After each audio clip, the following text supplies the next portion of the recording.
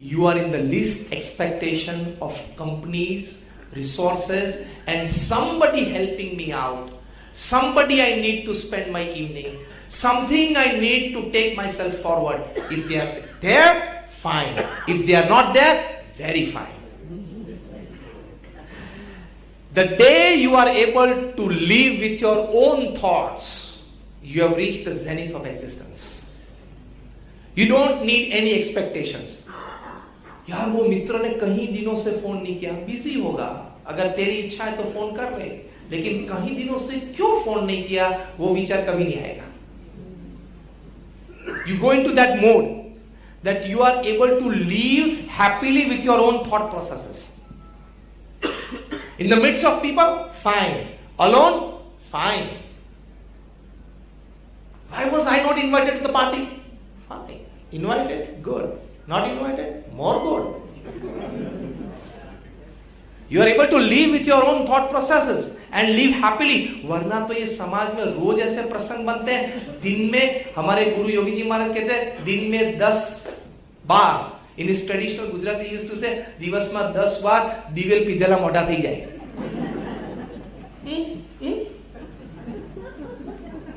થઈ જાય દિવસ માં 10 વાર.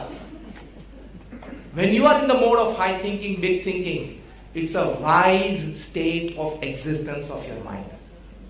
And that wise state is happenings you accept gracefully. Situations you accept gracefully. And people coming in your life, living your life, you accept gracefully. It's a good state of mind. I normally teach the 60-20-10-10 principle of relationships and work. 60% of the people that you develop relationships with will remain with you lifetime. Another 20% of the people that you have in your life, you will have to pay a high maintenance value to keep that relationship alive. Pumping a lot of resources. बार-बार मान देना पड़ता है, बार-बार बुलाना पड़ता है. You know, keeping a message every third day, good morning, कैसा है? Some relationships, they need a high maintenance value. Huh? That comes to 60 plus 20 is 80.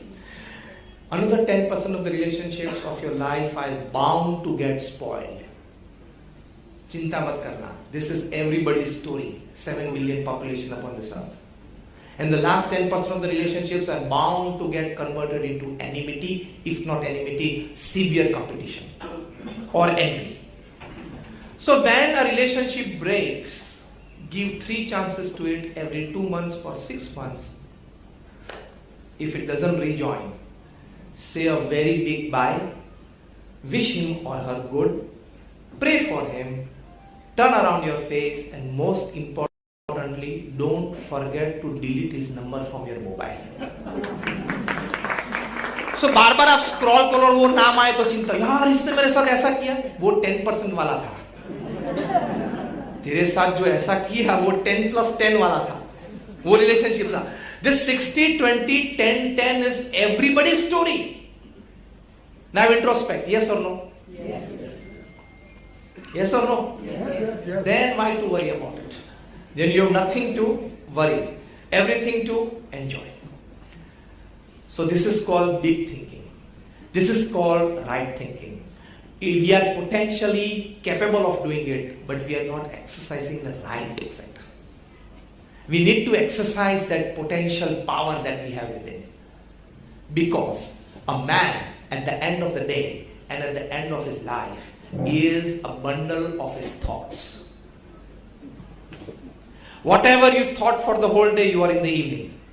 Whatever you thought for the whole of your life, you are at the end of your life, 60, 70, 80 years when you are there at that stage. So man at the end of his day and at the end of his life is a bundle of his thoughts. Why not to keep that high? Why not to keep that big? Then you will enjoy life. That gives you power of it. Actually, as I say, we are potentially capable. This is written in the scriptures. Vayam amrutasya putraha. We are the children of God. We are the children of God. There is a real life story that a princess. Her age must be like 7 or 8. And she was very naughty, indisciplined, going around. And you know, that she did not behave according to the dignity of the royal family. And this was at that time in the 18th century in the British royal family. So her mother, her father, everybody were concerned about. They had a tutor for her. And the tutor was also trying to devise ways for her to have that dignity of behavior according to the royal legacy that she was in. And then she devised a way that she designed a bookmarker for all her textbooks, all her homework books, and that bookmarker read one sentence, that I am the 8th in the succession to the British throne. What the bookmarker read? I am the 8th in succession to the British throne. This little girl would repeatedly read that sentence again and again. Within 4-5 months, the big thinking started. That I belong to royal family. In future, I am going to be the queen. I need to walk, talk, think in a royal, dignified way with myself, with people, with situations and circumstances around me. Change their life. So we are potentially capable of big thinking. Sometimes we need an injection from outside. And today's talk is for that. To get a big injection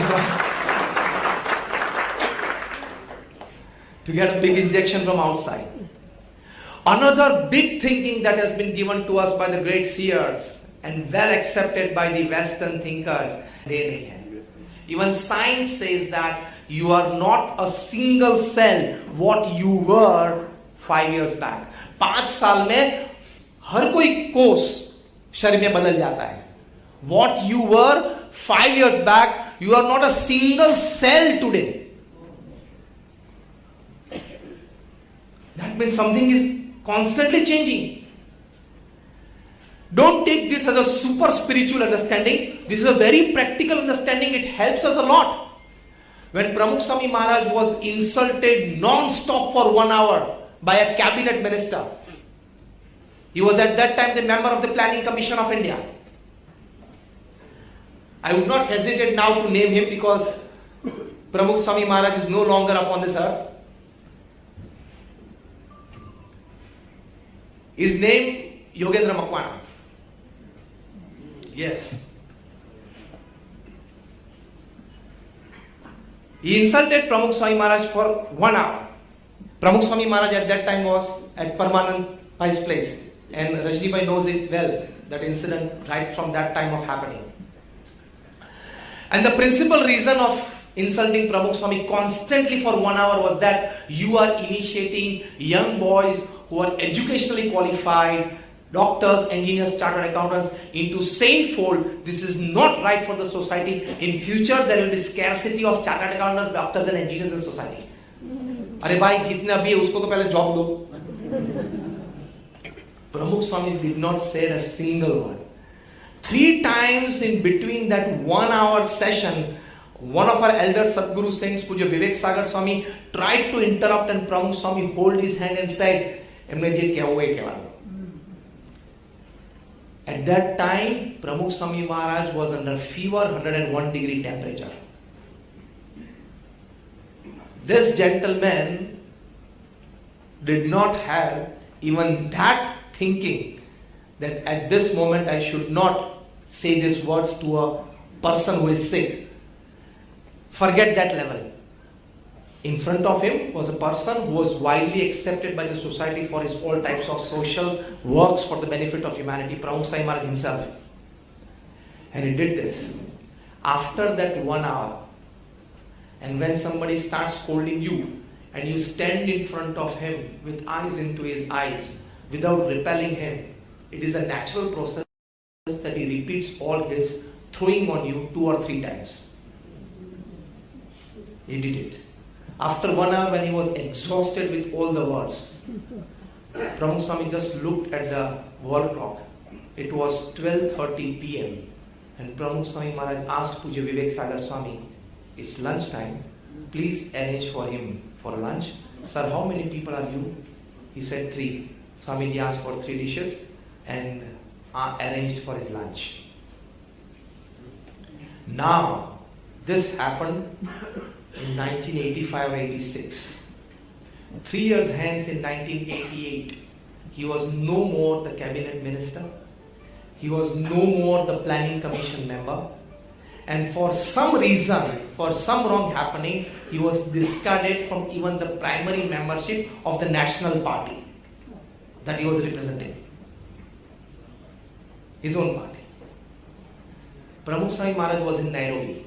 In 1988, his 68th birthday celebrations were there.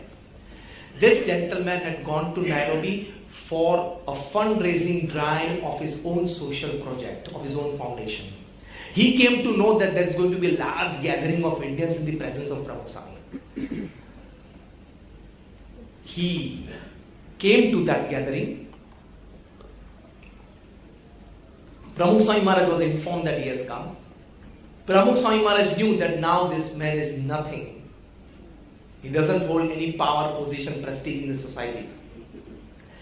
Even then, Pramukh Swami Maharaj, when he saw him coming, he stood up from the dais. Pramukh Swami was in the center stage of the whole dais. An assembly of 5,000, 7,000 people sitting in front of him. It was his birthday celebrations. And the dais was packed by who's who of Kenya. Pramukh Swami rose from his chair, walked towards the edge of the stage, asked the gentleman to come up.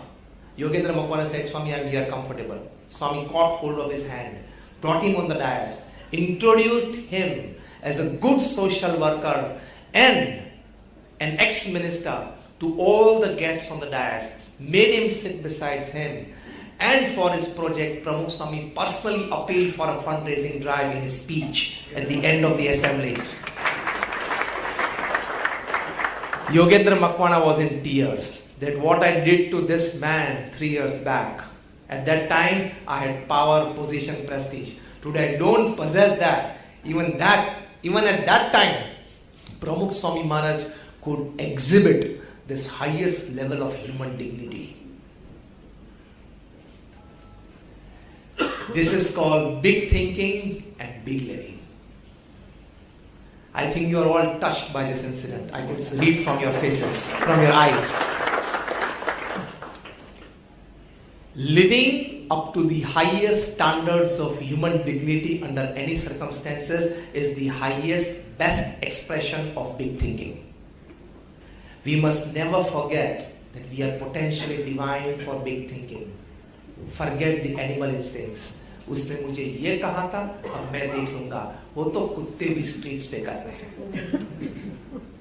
वो तो जंगल में पशु भी करते हैं. और आप concrete buildings में एसी चैम्बर में बैठ के अगर यही निम्न विचारधारा रखोगे तो आप में और कुत्ते में फर्क क्या? We are designed for high thinking, for big thinking. Another good big thinking, I'm in the last stage of my talk. Another big thinking is that to have absolute peace and stability in your life. How much do you want? How much of you want absolute peace and stability in your life? Just raise your hands. We all.